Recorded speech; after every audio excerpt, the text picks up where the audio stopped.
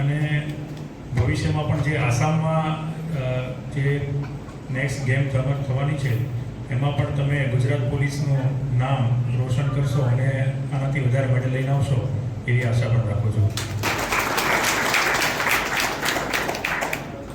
સામાન્ય રીતે આર્મી અને પેરામિલિટરીમાં ગેમ્સનું મહત્ત્વ વધારે હોય છે. પોલીસમાં આપણા જે રૂટીન શેડ્યુલ છે એની સાથે સાથે આપણે ગેમ્સમાં પણ આપણે રસ દાખવતા હોઈએ છીએ, એટલે એ થોડી વધારે એફર્ટ માગી દેતું હોય છે. પણ ધીમે ધીમે એ કલ્ચર આપણા પોલીસમાં પણ ડેવલપ થતું જાય છે અને પોલીસ ડિપાર્ટમેન્ટમાંથી પણ સારા ખેલાડીઓ દરેક ગેમ્સમાં એ ધીમે ધીમે આગળ આવે છે. ડીજી કપ અને બીજા કેટલાક પ્લેટફોર્મ એવા છે કે જે આ આપણને પ્લેટફોર્મ પૂરું પાડે છે. તો તમામને એક જ સલાહ આપીશ કે તમારી જે પેશન છે, તમારી જે ગેમ છે એને કન્ટિન્યુ કરજો.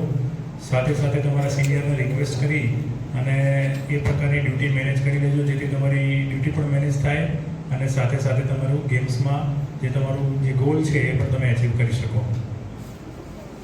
આજે ઈદનો તહેવાર છે, બંદોબસ્ત ચાલુ છે, એટલે વધારે સમય તમારો પણ નહીં લઉં અને અમારે પણ ફિલ્ડમાં જવાનું છે. તો ફરીથી આ જે કમિટી છે એને ખૂબ સુંદર આયોજન કર્યું. ટૂંક સમયમાં આમાંથી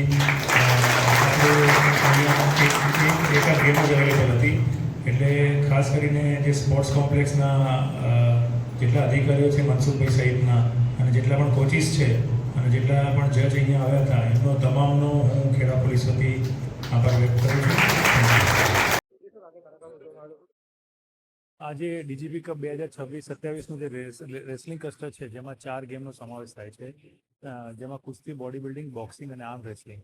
એની સ્પર્ધા જે છે આખા ગુજરાતના તમામ પોલીસના જે કર્મચારીઓ છે, જે ખેલાડીઓ છે એની ખેડા ખાતે યોજવામાં આવી હતી. 2-3 દિવસની આ સ્પર્ધામાં કુલ 86 લોકો જે છે એને ગોલ્ડ, સિલ્વર અને બ્રોન્ઝ મેડલ પ્રાપ્ત થયો છે, જેનું સન્માન કરવા માટે અને મેડલ સેરેમની માટેનું આયોજન કરવામાં આવ્યું હતું. આ તમામ ખેલાડીઓ હવે આગામી જે આસામ ખાતે પોલીસ ગેમ્સની સ્પર્ધા યોજવાની છે એમાં ભાગ લેશે. એ પ્રકારનું આયોજન આજે થયું છે.